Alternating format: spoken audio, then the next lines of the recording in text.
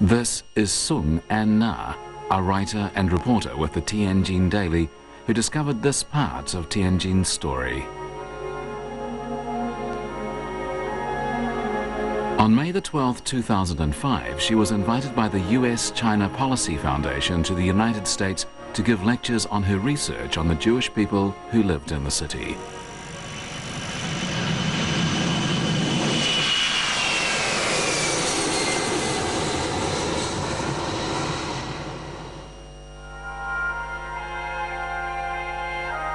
The Jewish nation is weaker than many other ancient nations in the world. In their history of over 2,500 years, the Jewish people have been enslaved, persecuted, or forced to flee to places all over the world. But despite all this adversity, their sense of national identity has remained strong. Wherever they may be in the world, they observe their own traditions and make outstanding contributions to humanity.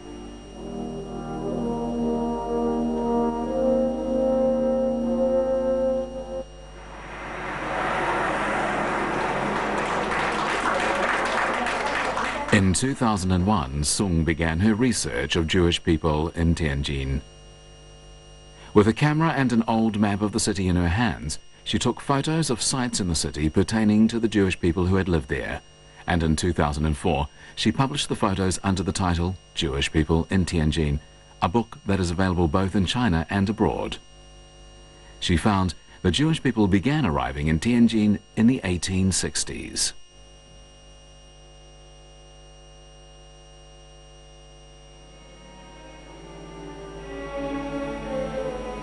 The biggest influx of Jewish people into Tianjin, however, occurred during World War II, at which time the Jewish people arriving to settle in the city fell into one of two categories. Some of these Jewish people had migrated in the 1930s from cities in northeast China, mostly from Harbin, after their property had been seized by the Japanese invaders.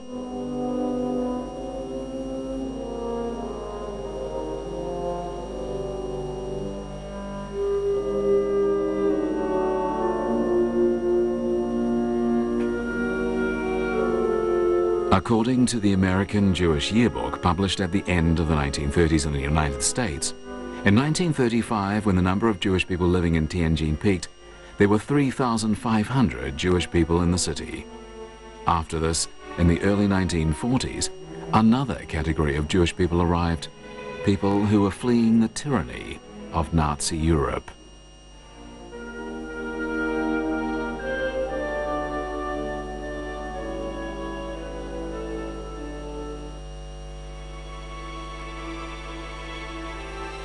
Tianjin embraced these depressed Jewish people and provided them with shelter. These hotels and apartments used to house these Jewish refugees before they became familiar with the city and found employment.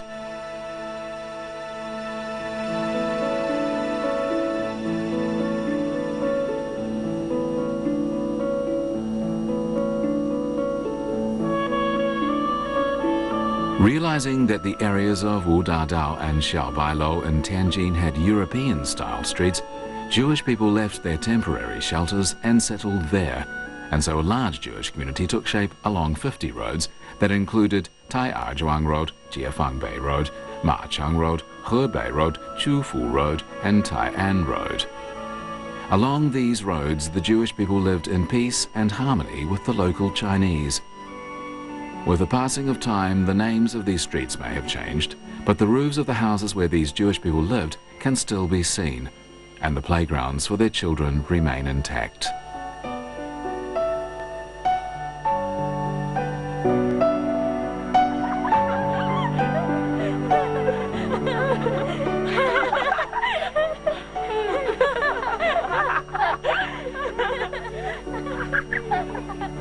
In 1906, the Jewish people of Tianjin established the Jewish Religious Association and set up their own synagogue in 1940. This site on Nanjing Road was the first of its kind for Jewish people in Tianjin, and it was the center of activity. And here, in 1948, they celebrated the founding of the State of Israel.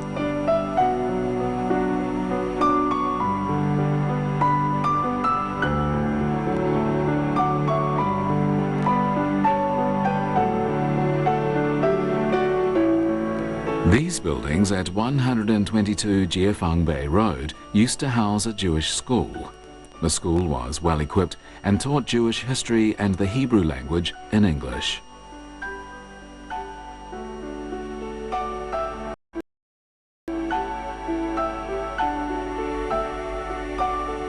There used to be a Jewish hospital, home for the aged, and a dining hall in the former British concessions and on today's Hebei Road and Zhengzhou Road. What is now the Art Centre on Jufu Road used to be a Jewish club. In addition, Jewish people had their own cemetery in Tianjin.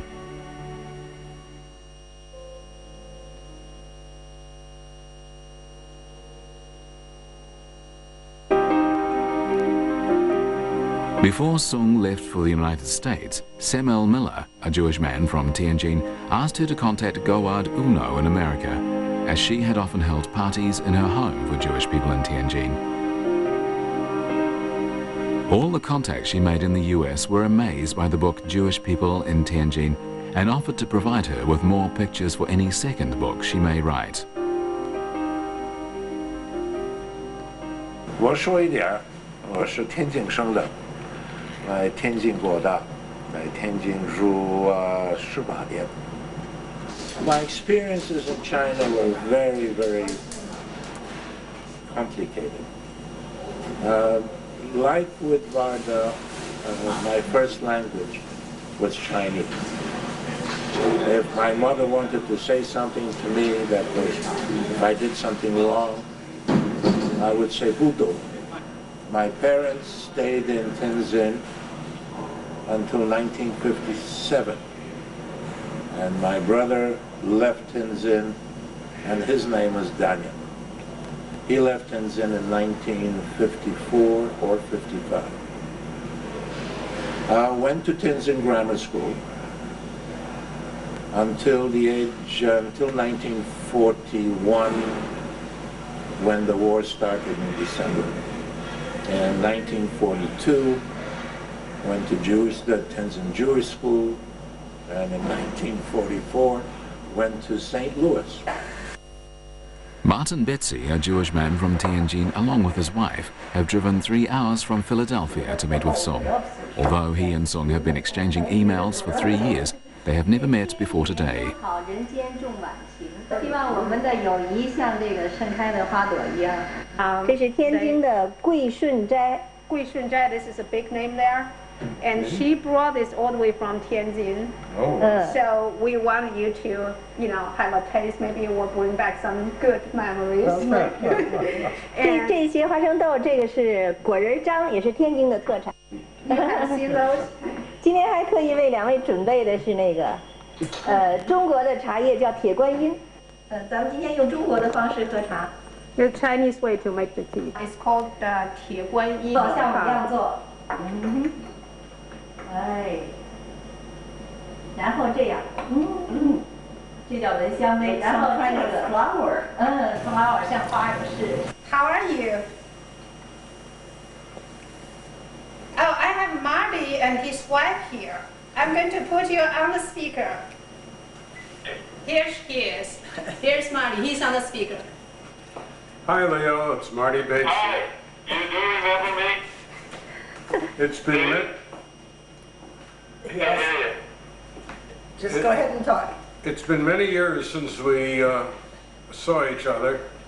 Oh, many years. You do remember me?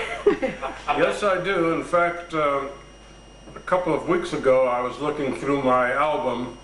Yeah. And there was a picture, probably. Martin Betsy and Rio Orleans were teenage friends who hadn't heard from each other since they left Tianjin decades ago.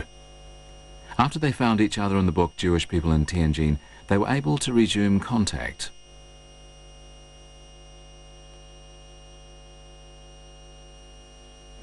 Rio Orleans was born in 1924.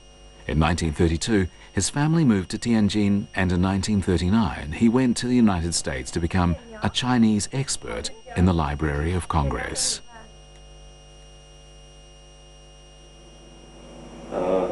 In the Tianjin Grammar School, I played soccer and cricket, and I guess I did reasonably well. We took our examinations, and then they were sent to England for correction, the finals, and you had to wait for months before you knew the results of the exams that you took. We visited Beijing several times, once with a group of my students from the school. Although he left China several decades ago, Rio still lives like a Chinese man, and in his home he has many Chinese decorations. Anyway, Jewish people in the United States from Tianjin see the Chinese city as their foster hometown, and so all of them cherish a deep love for the city. During the 100 years when they were in Tianjin, Jewish people saw more disturbances occurring in China and the world than in any other time. During the Tsarist period and during World War II, Jewish people were persecuted, both in Shanghai and Harbin. In the early 1920s, they had fled from Russia to Harbin, where, even there, they had a difficult time. In Shanghai, during World War II, the city's Jewish people were confined in Japanese concentration camps.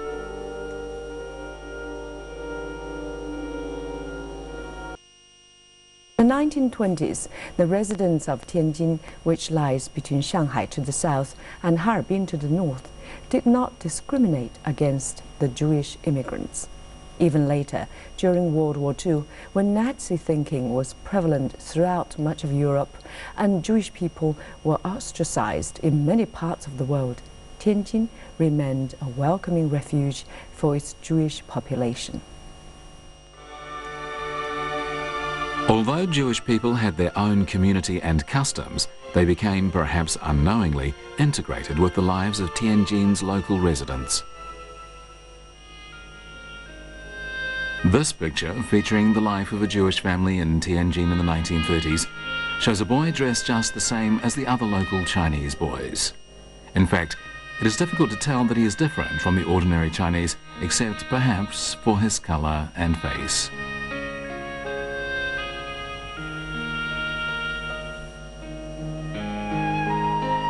就天津因为是九河下梢嘛，所以它那个湿地很多，苇子也很多。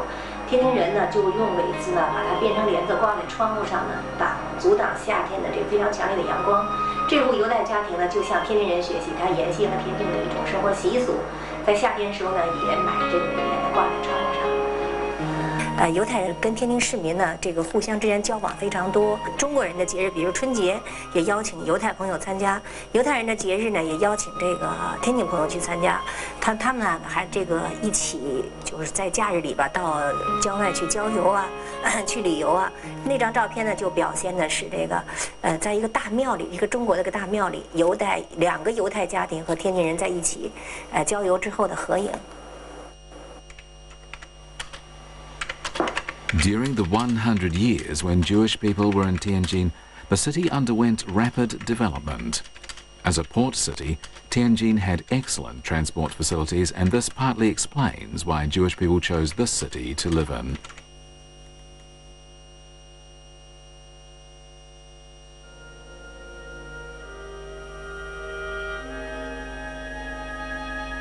It is well known that Jewish people are traditionally regarded as being good at business.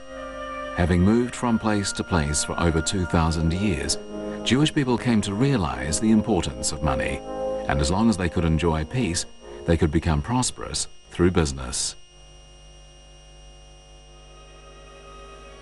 Most Jewish companies in Tianjin dealt in the fur trade, exporting fur from northeast and northwest China and importing woolen and fur products from Britain and Russia.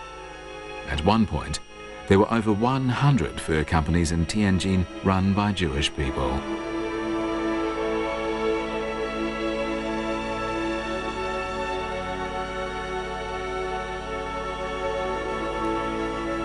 Many Jewish people lived in the Xiaobailou area of Tianjin. Ala Sur, a Russian Jewish man, had a wine company on what is today's Chufu Road. Other Jewish people ran Western-style restaurants, of which the most famous was Spirich's Victoria Coffee House in what is now the Qishuelin building.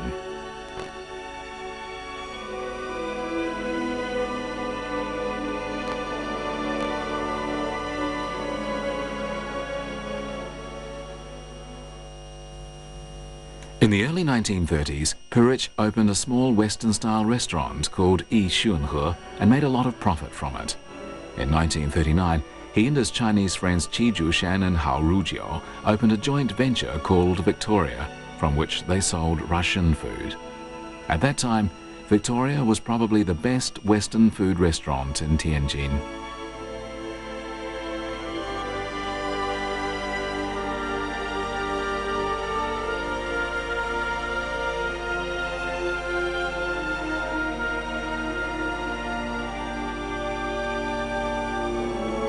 In 1939, Jewish man Yap Ri erected the Leopold building on Victoria Street in the British concessions in Tianjin to house his bank.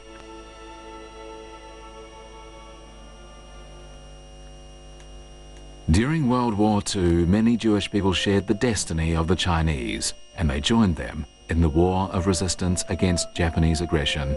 Israel Epstein was one of them. Epstein had been born in the Polish city of Warsaw in 1915, but moved to Tianjin with his parents in 1920, and he studied at Tianjin Grammar School. Later, he became a reporter with newspapers in Tianjin and started his career as an international fighter. He lived in Tianjin for 17 years. After Japan launched its all-out war of aggression against China following the Lugoqiao incident in 1937, Epstein used his capacity as an American journalist to cover progressive students and communists in Tianjin leaving for the anti-Japanese front. When he was told that Deng Yingqiao was seeking medical treatment in Beijing and needed to go back to Yan'an as soon as possible, he booked a room for her at this hotel and bought her ship tickets that would take her to Yantai. And it was via Yantai that Deng safely returned to Yan'an. Anybody who was at all active. As a journalist with the New York Times and Time, Epstein broke the blockade imposed by the Kuomintang, visited Yan'an and other bases of the Communist Party of China, and interviewed Mao Zedong, Zhu De, Zhou Enlai, Ye Jianying, and other CPC leaders. He wrote many reports about the CPC-led efforts against Japanese aggression and published them in major newspapers in the United States, Great Britain and Germany. In a cave in Yan'an, he helped prepare the first English news release that the Xinhua news agency ever sent out to the world.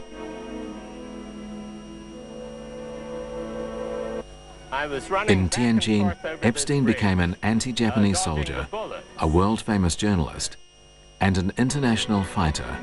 And for all of these, he is loved to this day by the Chinese people. He devoted his entire life to help the world better understand China, and his works are part of the spiritual wealth of people in China and the world over.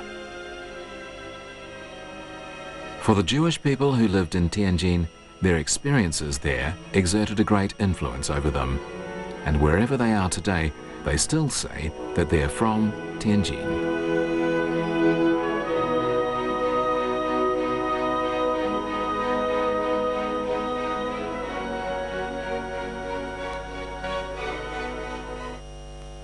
And I was watching all this. I understood everything. At that time I hadn't forgotten my Chinese, so I understood everything, and it was very moving. It was a moment in history that happened right in front of my face. They all lined up in front of the soldiers and in front of my window, and I heard the officer start talking to them, and he said to them that there's no more reason for us to fight with each other. We are brothers, we're not enemies. And they all started embracing. Is what made my career for me. Even though you could say I didn't really know China that well, but just by virtue of living there, things developed in such a way that I was able to base my whole career on that period. I feel that living there, even as a boy, gave me a certain perspective on China that a lot of people here who have not lived in China didn't have. And so I can't say anything specifically about Tianjin, but just about my experiences in China that China didn't have. And so I can't say anything specifically about Tianjin, but just about my experiences in China. Samuel Miller, who lived in Tianjin all those years ago, ardently hopes that he will be able to do something great for the people of the city. He knows that the city lacks water, and so in order to address this problem, he is attempting to secure Israeli technology and investment in the desalination of seawater, with the aim of establishing the city's largest plant for that purpose.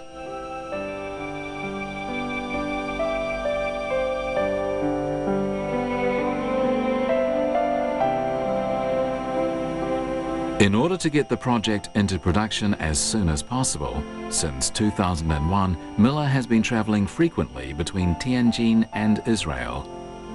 He says that his life is like a circle that began in the city of Tianjin and which will end in the city as well.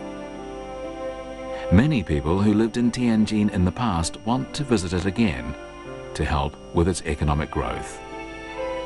When he was young, Miller studied in Tianjin and lived there for 18 years.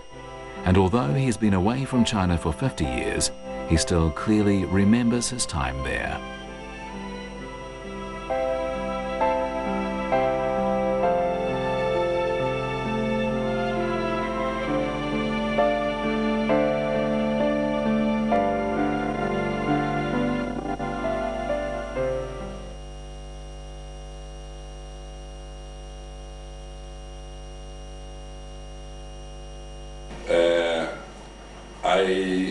Till 5 years old, I spoke only Chinese. I didn't know any other language. 现在我忘了我的中国话，说不了了。说的还是不少呢。那时候他说中文说的很好。那您的中文跟谁学的呢？跟孩子说玩儿。哦，跟小朋友呢？我的朋友跟他们说，跟我的阿妈也跟他说，阿姨也跟他说。We had, I would say that my close friends were the children of the administrator of our house. 一个儿子金宝，一个儿子是英宝。一个叫金宝，一个叫银宝。我跟他吃饭，我不在家里吃，我的房子，我在他的房子吃。啊，在他家吃饭。对对。辣子鸡，古来肉。锅巴肉。辣子鸡丁。古来肉，木须肉。木须肉。馒头，果子，烧饼果子。Anybody lives 18 years in one place, in one country, in one home, in one city. So he has a very deep feeling, very strong feeling for the city and for the people. And when I come to Tianjin, I said before, I feel like I'm coming home. I see, I feel, I know everything. I remember I went with you and I showed you how to go everywhere. Stories about Jewish people in Tianjin are attracting increasing attention around the world because they are not merely about a section of history of Tianjin, but are also about international humanitarianism. They provide the world with the Tianjin model of national integration.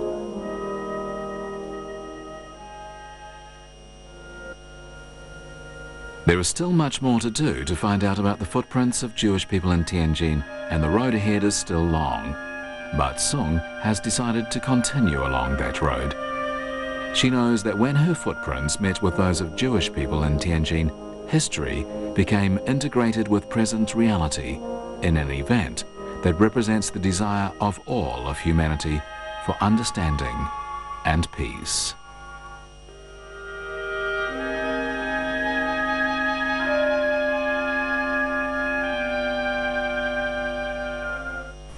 The experiences in Tianjin exerted a major influence on the Jewish migrants. They, in return, bequeathed a powerful legacy to their adopted city. Even now, Tianjin is visited every year by more than 4,000 Jews from abroad, keen to glimpse their ancestors' past. Many of them even invest in the city and do business with it. Thus, the friendship formed in the past between Chinese and Jews is being strengthened. Thanks for staying with us for today's documentary. I'm Zhao Bin from CCTV International. Bye for now.